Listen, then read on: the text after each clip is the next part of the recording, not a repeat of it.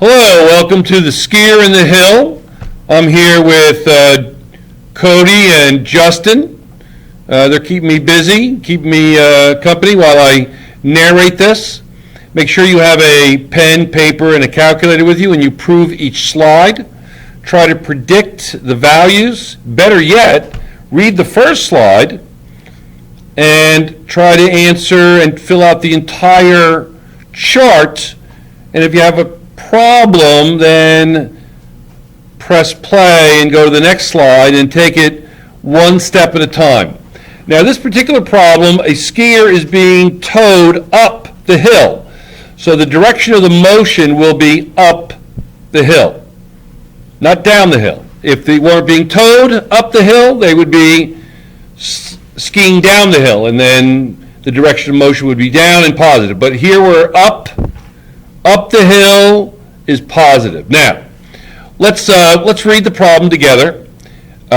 Using her snowmobile, Midge pulls a 100-kilogram skier up a ski slope inclined at an angle of 15 degrees to the horizontal. The snowmobile exerts a force of 500 newtons parallel to the hill.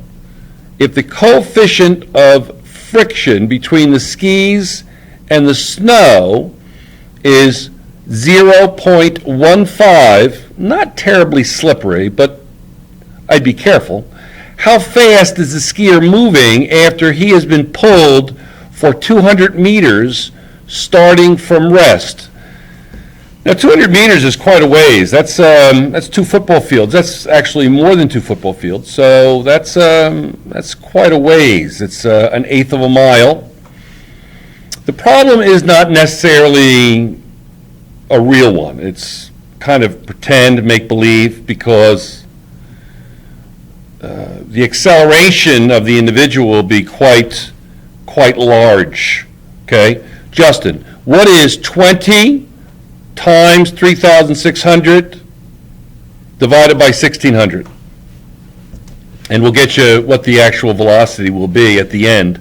So you'll see that it's really not a particularly legitimate problem. Anyway, these are the tables that we got to solve for.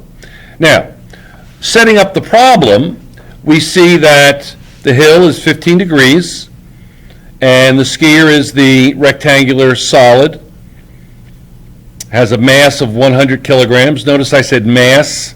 If I give you kilograms, that's mass, not force. The red arrow is pointing up the hill, and that's the applied force, plus 500 newtons. The angle is 15 degrees. The coefficient of friction is 0.15, 0.15. Now, you saw in the prior slide, a data table. You may want to press rewind and go back and look at that for a minute. That will be the exact data table that you will have to fill in given the problem on tomorrow's quiz. Monday's quiz will be the exact same thing, but it will be slightly modified to include direction. What I'm going to do is I'm going to do this video and then I'm going to do another one. This is going to be part A. I'm going to do another one, part B, and I'll show you the change, just the last data table at the end, and I'll show you how the directions are all written in, all the directions. Okay? Now, here is the DI that's posted, 200 meters. Again, the mass and FA are in. Notice the positive 500 for FA. The degrees are listed there, coefficient of friction. And DO, it's yellow because red is going to be given values. Yellow is going to be the initial calculated values, the calculated values from Newton's laws. Those will be in yellow. the work values will be in chartreuse, and the energy changes, kinetic potential energy, will be in cyan. Okay, so you see that we're going to have to calculate DO. That's not given, and you can obviously see, if you know the slightest bit about Newton's laws and trig, is that 15 degrees and then DO is opposite over hypotenuse. So that will be calculated using the sine function. And we also have to calculate Fn, Fp, Fw. We have to calculate those. Those again will be yellow because those are the initial Newton's laws quantities. So you'll see that in the next slide coming up here. So you'll see what I like to call the magic Newton's laws triangle. The magical Newton's laws triangle. Fw is straight down. Fn is now listen carefully. Fn, normal force, is the portion of the weight, Fw, that is perpendicular to the plane. Fp is the portion of the Fw that is parallel with the plane. So those are very distinct values. So be very careful of those when you're doing the calculations. Again, we'll be doing the calculations just like we always did.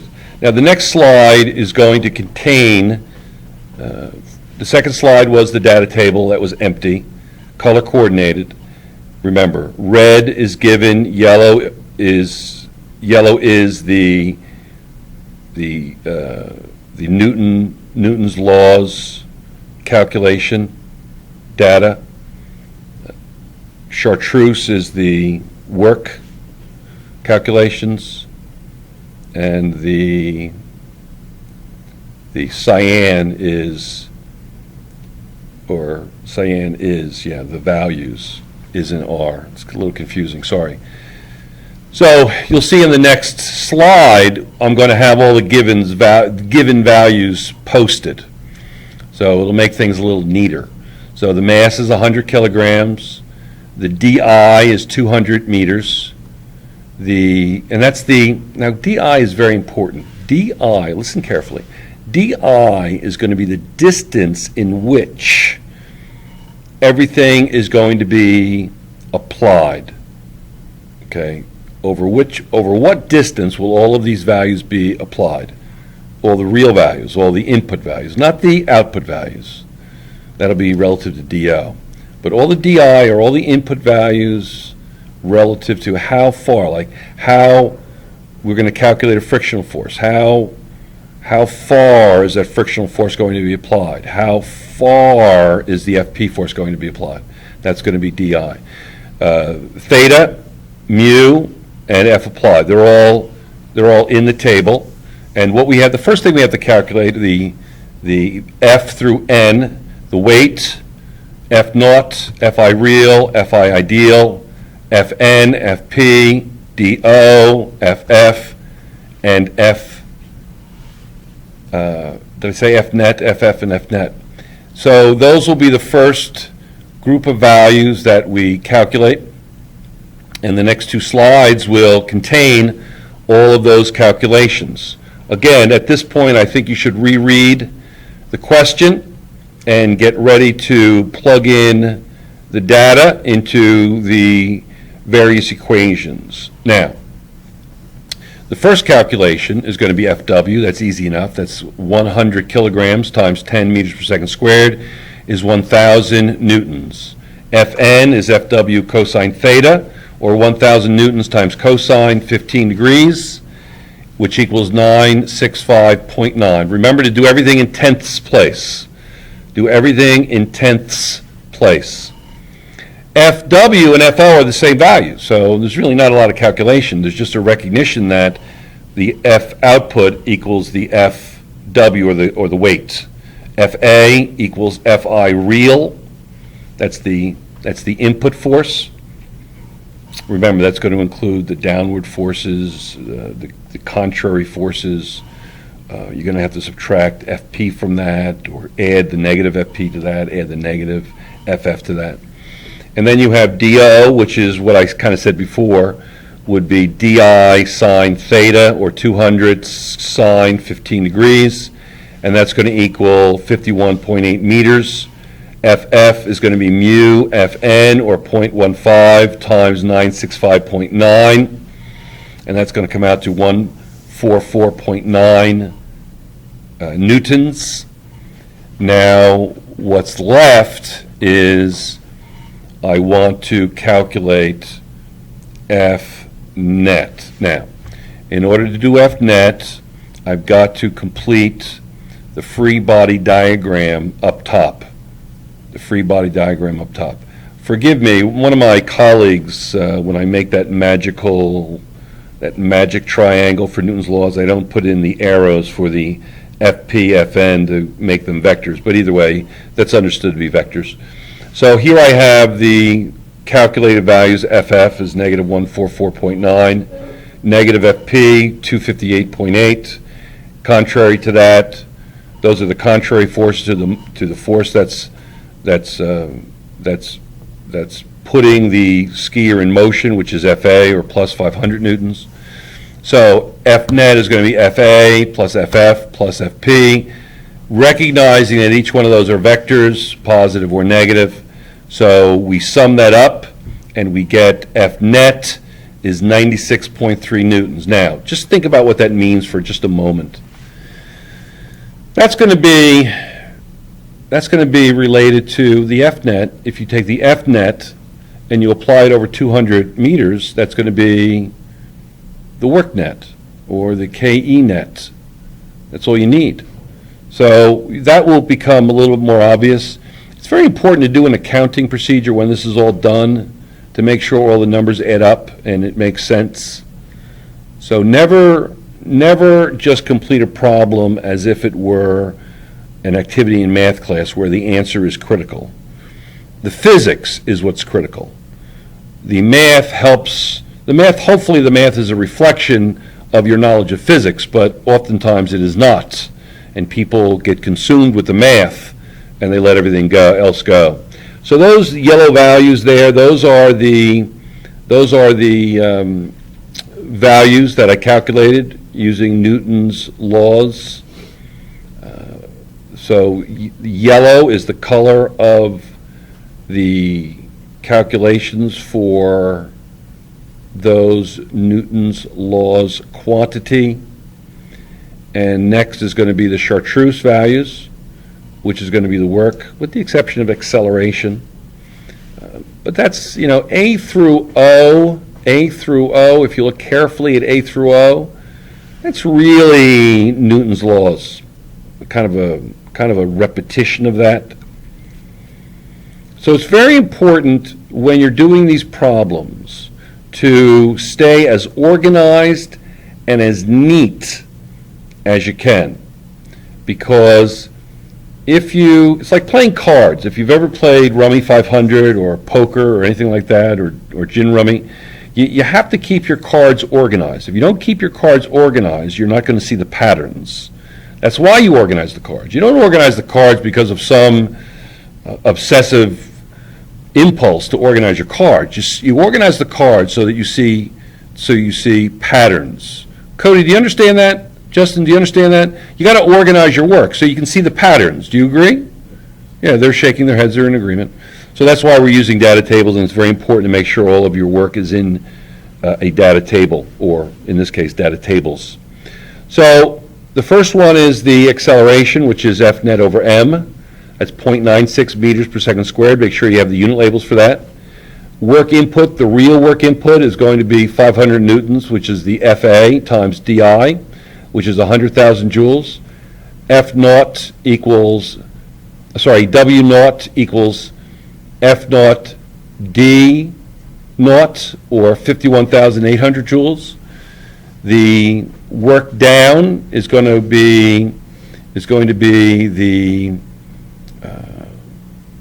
FP DI. So you could really say it's work sub P, couldn't you? I mean, if you wanted to, you could say work sub P. The only reason I say work down is that's what the book calls it, work down. Work F is 28,980. Work net, very similar to F net, but this is work net, where W friction is going to be negative, W down is going to be negative. Then you have the calculation for work net, and then the calculation for work input ideal, which is the same thing as work output. And just keep in mind, ingrain this in your brain. The ideal machine equation is work input equals work output. You can expand Wi to FIDI equals F naught FODO, but the ideal machine equation. This slide, we're almost finished, hang in there. This slide contains the answers. They are in, that color is chartreuse. There used to be chartreuse microbuses. Those were very big in the 60s. The hippies used to ride around in chartreuse microbuses, minivans, Volkswagen van. That's what a microbus was. A microbus was, I think, was like a Volkswagen van back in the day. All right, so those chartreuse answers, notice they're all joules, which is, I think, significant. It's all work, with the exception of acceleration, which is meters per second squared. The reason we're using acceleration at all, it looks like it doesn't really fit in what we're doing. Well, I'll make it clear to you, if you don't know already, why we're even bothering to calculate A. Apart from the fact that A is actually represents a quotient of F net over M, so A is important physically, but in terms of calculations and where we might use it to further our understanding of what's going on relative to calculations, that will become clear in a moment, as in right now. Now this slide is going to be to calculate the delta KE total, which is KEF minus KEI. Now remember, you're comparing, visualize the triangle. You're comparing the bottom of the triangle near the angle sign. That's going to be the initial kinetic energy, and that's going to have all the kinetic energy it needs to get up to the top. And the top is going to be the final kinetic energy. It's going to be all spent, and it's final, the top minus the initial, which is going to be a positive number. So it's going to be KEF minus KEI. It's going to be 0 minus a positive value. That's going to be negative 100,000. A student today said, well, you know what? You had delta KE usable and you just put down negative 19,260. So what I did here was I actually broke it down and told you again what delta KE usable is, and that's going to be the net, or 100,000 plus negative 51,760 plus negative 28,980, and then I have the delta PE, and I also have the velocity calculated in two different ways, and you can see why I'm calculating using the acceleration. Okay, so now we're going to do the efficiency, which is 0.52, which is easy enough. If you go back to the slide that we just had, you'll see that we're calculating the velocity in two different ways. We're doing it the old-fashioned way, when we did with Newton's laws, where we used VF squared equals VI squared plus 2AD. V naught is 0. V naught is 0. V naught is 0. And So it's going to be V final squared equals 2AD, or V final squared equals 2AD, or V final equals the square root of 2AD, or kinetic energy equals 1/2 mv squared, or V equals the square root of 2KE times, or divided by M. So look over those, that's very important. Here I have all the information, all the data in. The VFY I calculate in two different ways.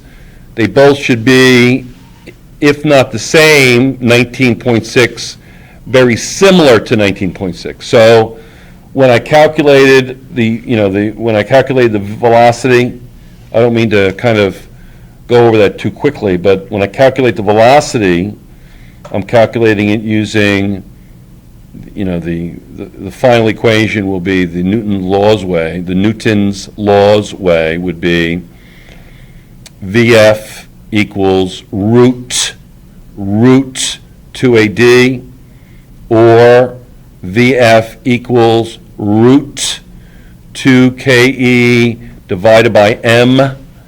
And then I have the efficiency, so I have the total, the KE, delta KE total, negative, delta KE usable, negative, delta PE positive, VF is 19.6, efficiency is 0.52. Now, just understand this, it's not all, delta KE and delta P is not always negative, it depends on what you're comparing. You just got to make sure you keep your wits about you. Make sure you know what you're comparing. All right? Good luck on your quiz tomorrow. I hope you view this video tonight. Good luck, have a great day, and take care.